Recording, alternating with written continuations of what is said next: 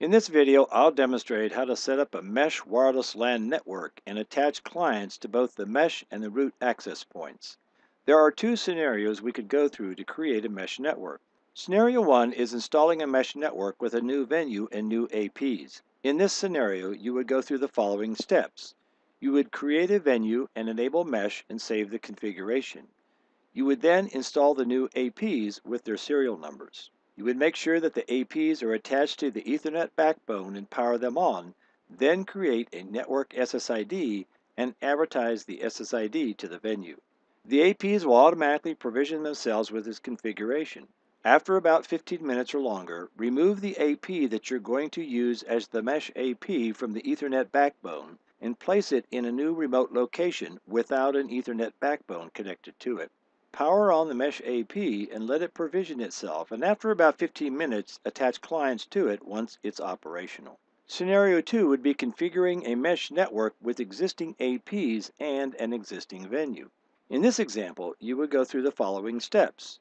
You would edit the venue you desire to enable mesh on and save the configuration. This will reboot and reprovision the APs you want to use as mesh APs. Then you would remove the mesh AP from the Ethernet backbone and reposition it at some distance away from the root access point.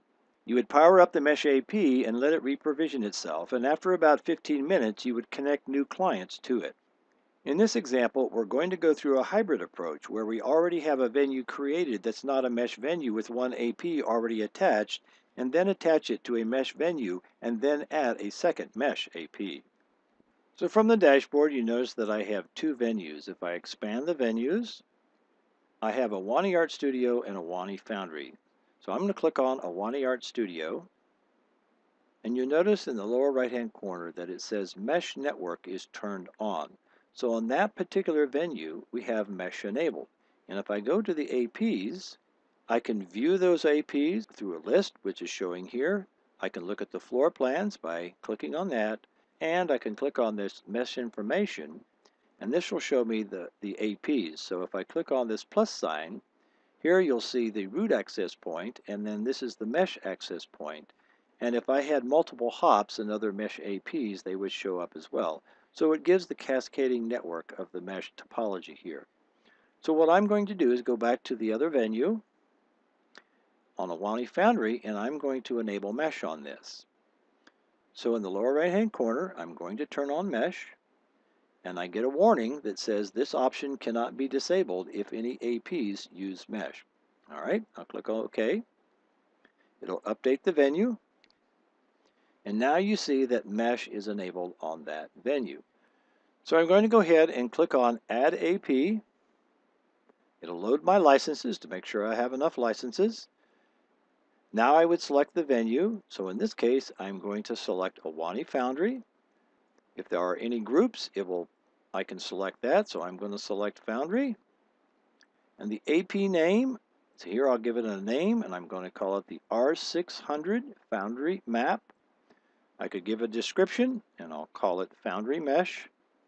And now I would enter the serial number. If I wanted to add a tag, I could do that. So now I'll go ahead and create that access point. And it'll say creating the access point. And this is going to take a while. Now it says R600 Foundry Map. And if I stretch this out, you'll see that it says never contacted the cloud. So it's going to take a while for this AP to provision itself. So we're going to just pause this while it provisions itself. And after a while, you'll see that it's initializing the AP. So we're going to have to wait a little bit longer. And then after a little while, we'll see that it says operational and applying configuration. So we're going to have to wait a little bit longer for that. And after about 10 minutes, you'll see that the R600 Foundry map is now operational. It gives me the model number. And you'll notice here under the mesh role, though, it's labeled as a root access point because right now it's still attached and I haven't positioned it remotely as a mesh yet. So if I click on that AP, I could go ahead and add a floor plan to it. I'll click on Edit, and I'll position that on the floor plan. We'll drag it over where that AP is, and then we'll go ahead and save that. And that'll update the AP. Now if I go back to my access points, and if I list my access points here under the mesh information, you notice that my R500 Art Office, which is on the venue Alwani Art Studio, does have mesh enabled, so there is a mesh AP for that, but both of these access points are still root access points. So what I'm going to do now is to turn off the AP, disconnect it from the Ethernet, and position it remotely, and then reboot it. So now I'll go back to my list of APs, and you can see that the R600 Foundry says it is still a root access point, so it hasn't finished rebooting itself yet. So we'll go ahead and pause for a while. And after a short while, you'll see that the mesh role has now changed from root access point to map AP. So if we go back to our mesh information, and I select the R10 Foundry, and I select the Awani Foundry venue, you'll see that it hasn't shown up yet. So we have to wait just a little bit longer for that AP to fully come up and configure itself as a mesh.